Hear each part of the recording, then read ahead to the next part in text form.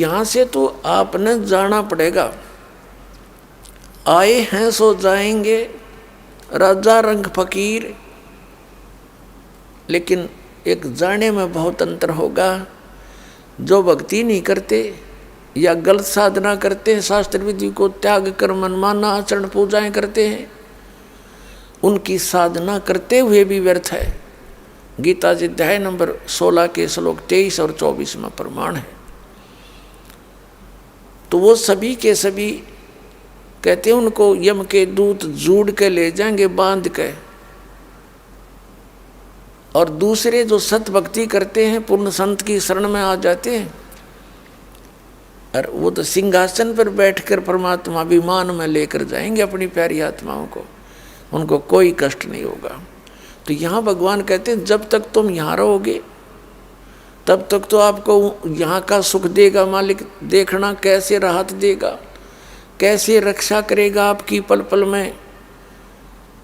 आप सोच भी नहीं सकते ये काम भगवान, आप सोच नहीं सकते कि कोई आपत्ति आप पर आई ये ऐसे टलेगी जैसे परमात्मा टाल के दिखाओगे आपको। आप सोचते ही रह जाओगे हे भगवान सचमुच ये पहाड़ जैसा दुख और कैसे उठा कर रख दिया एक तरफ ने। इसलिए परमात्मा की खोज में लगे हुए थे हम, और हमें वो मिला नहीं। मिले थे नकली संत मिले जो उनसे परिचित नहीं थे, साधनाएं भी हम करते थे फिर भी दुख न्यों के न्यों। और अंत में इन नकलियों ने विधान बना दिया कि जो कर्म किया वो तो भोगना ही पड़ेगा, प्रारब्ध का भोग तो भोगना ही पड़ेगा। पहले सारी क्रियाएं बताते हैं, ऐसा कर लो ऐसा कर लो, जंतर मंतर कर लो। जब कोई राहत नहीं होती तो फिर लास्ट में ये बता देते हैं तेरे प्रारब्ध में लिखा है भोगना ही पड़ेगा। अरे भले आदमियों, जब आदमी दुखी होता है भगवान को खोजता है, किस लिए खोजता है कि एक पावर है, एक शक्ति है जो हमारे भाग्य में पाप कर्मों से दुख हो तो उसको नाश कर सके, इसलिए उसकी खोज कर रहे हैं। और यही बात इतनी फाइनल है, फिर क्या जरूरत है भक्ति की, क्या जरूरत है धक्के खाने की। भक्ति भी उसी से बनेगी जब जिसके ये कष्ट कम हो जाएंगे। जैसे किसी के पैर में कांटा लगा हो, और कांटा लगा हो, किसी से पूछे भी मेरे पैर में दुख बहुत है, पीड़ा है, किस कारण से है, वो इतना तो बता दे उसने साफ सूफ करके देख के कि तेरे पैर में कांटा लग कर टूट गया गहरा, जिस कारण से पीड़ा है, और उसके पास उसके निकालने का कोई साधन है नहीं, तो वो ये कहे कि जूता पहन ले, कांटा तो मैं नहीं निकल सकता, भविष्य में कांटे नहीं लगेंगे। तो कांटा लगे पैर में जूता पहना नहीं जा सकता, कांटा निकले और फिर उसको सलाह दे भाई फिर जूते मत निकालना, इस सफ़र में कांटे बहुत हैं। तो फिर इस डर से जूते पहने गए भगवान, कहीं फिर बिजली ना गिर जाए, वो फिर उस पूरे सफ़र में जूता नहीं निकालेगा, क्योंकि वो कांटे की पीड़ा से परिचित हो चुका है। इसी प्रकार जिन पुण्यात्माओं के आज कर्म के कांटे इतने लग गए, बगैर जूतों के घूम रहे हम। बगैर जूतों का मतलब है सत साधना ना मिली, और सत साधना ना मिले तो राम नाम का जूता नहीं मिला, कोई प्रोटेक्शन करनिया नहीं पाया मिला हमें। इतने कांटे लग गए पैरों में गिनती नहीं। अब उनको निकाला जाएगा, धीरे धीरे निकलेंगे, और फिर कहा जाएगा कि नियम भंग मत करना, भगवान की भक्ति मत छोड़ना। फिर देखना आजीवन भक्ति करेगा और डर के करेगा ही भगवान कहीं फिर से बिजली ना गिर जाए, तो फिर वो राम नाम का जूता पहन सकता है। ना तो टेंशन हो रही है, 100 प्रकार की समस्याएं ऊपर कैर टूटा पड़ा है, फिर उनका भक्ति कर लेंगे तो भोगने पड़ेंगे, ओली भक्ति फिरता है। ये तो बनावटी बातें हैं। तो यहाँ आपको वो सत साधना मिलेगी, नियमित रह कर भक्ति करोगे देखो तो आपको सब सुविधाएं मिलेंगी। आप ऐसे बिगड़े हुए ज्ञान से रंगे जा चुके हो, और ऐसी साधनाओं से आप वर्षों से करते हुए इतने अभ्यस्त हो चुके हो कि इस ज्ञान को और इन मर्यादाओं को जब आपके सामने रखा जाता है तो बेधक जाते हो। इतनी मर्यादा, ये नियम के पूरे हों से, ये नियम है, ये तो बकवाद वैसे ही ना करनी चाहिए मनुष्य जीवन में। और जो मर्यादाएं तुम अब बनाए बैठे हो ये आपके भक्ति बाधक है, इनको बिल्कुल नहीं छूना नहीं चाहिए। भक्ति करनी है और भगवान को पाना है, यहाँ से पीछा छुटवाना है।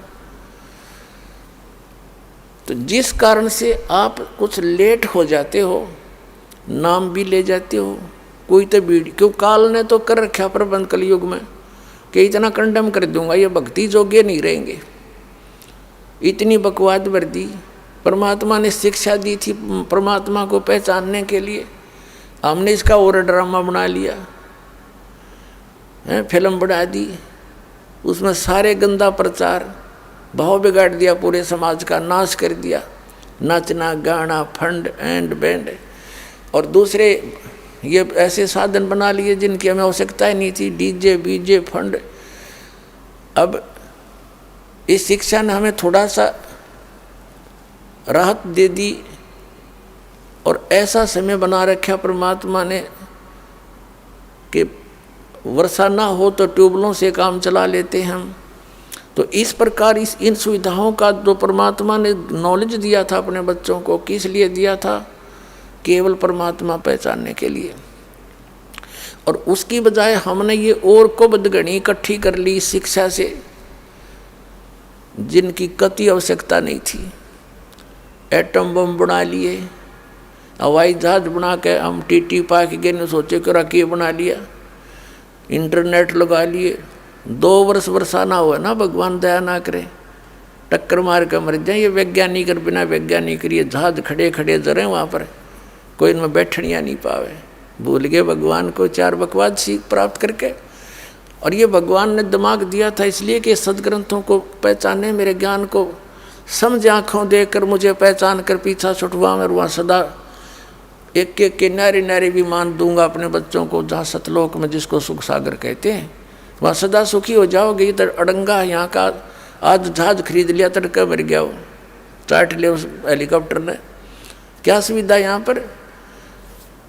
तो पुण्यात्मा, सत्संग में आने से परमात्मा के विधान की जानकारी होती है, अपनी औकात का ज्ञान होता है कि हम जीव हैं और हम यहाँ प्रभु पाक जाते हैं। हमने कोई साहब कह देता खुश हो जावा, और साहब ना कहता मुँह चढ़ावा। खाक साहब है, आज साहब है, तड़का मृत्यु होगी, गधा साहब बना पाओगा। साहब तो एक है पृथ्वी पे, इस अनंत कोट ब्रह्मांड में एक है साहब। साहब माने भगवान मालिक, उसको छोड़कर जो कृत्रिम साहब बनते हैं वो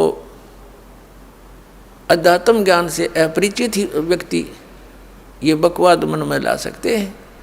जब जीव को अपनी औकात का पता चलेगा, अपने उद्देश्य का ज्ञान होगा, फिर देखना उसकी स्थिति क्या होगी। इस माटी को वो माटी समझेगा। अब प्रसंग चल रहा है,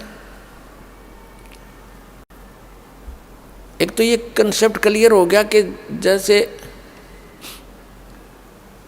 परमात्मा की भक्ति नहीं करते वो प्राणी जो पूर्व जन्म के पुण्यकर्मी प्राणी हैं, वो आजीवन हमें यहाँ भौतिक सुख से ओतप्रोत दिखाई देते हैं।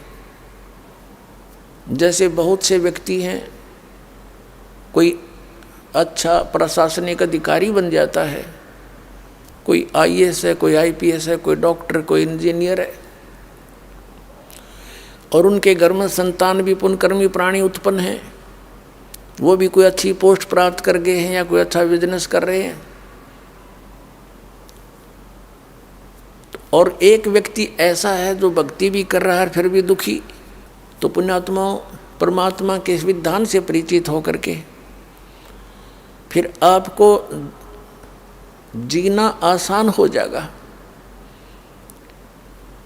अब जो वो प्राणी भक्ति नहीं करते, गुट्टी सूटी भी लगाते हैं, ताश खेलते हैं और 100 बकवाद करते हैं, क्लबों में नाच डांस करते करा सुनते हैं, और वो फिर भी सुखी, उनके जिस सुख को हम सुख मान रहे हैं वो सुख तो नहीं है, लेकिन हमने सुख मान रखा कि इसकी अच्छी कोठी है, कार है, बच्चे भी अच्छे पोस्ट प्राप्त कर गए हैं, खुद भी अच्छा धनी व्यक्ति है, अच्छा अधिकारी, मंत्री, मुख्यमंत्री, प्रधानमंत्री है।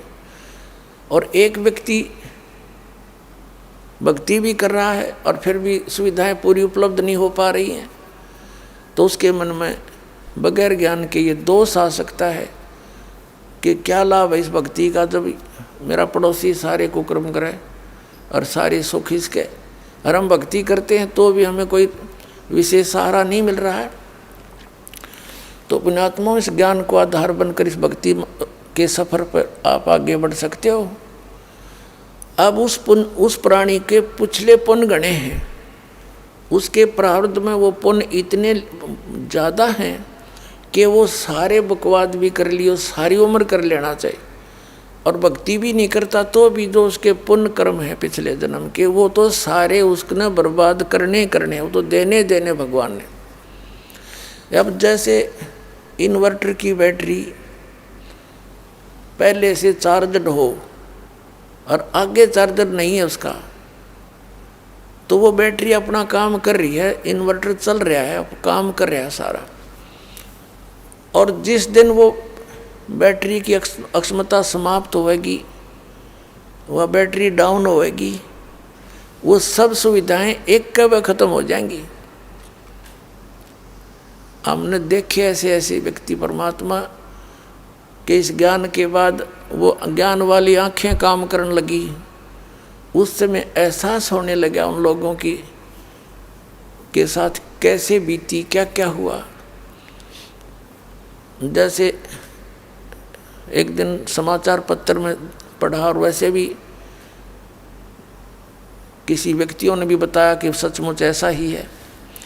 एक बहुत बड़ा राजनेता था, वो मंत्री, मुख्यमंत्री भी रहा था, अपने हेलीकॉप्टर में कहीं जा रहा था, 7-8 उसके साथ और उसके कोई रिलेटिव थे या कोई नौकर नाकर थे।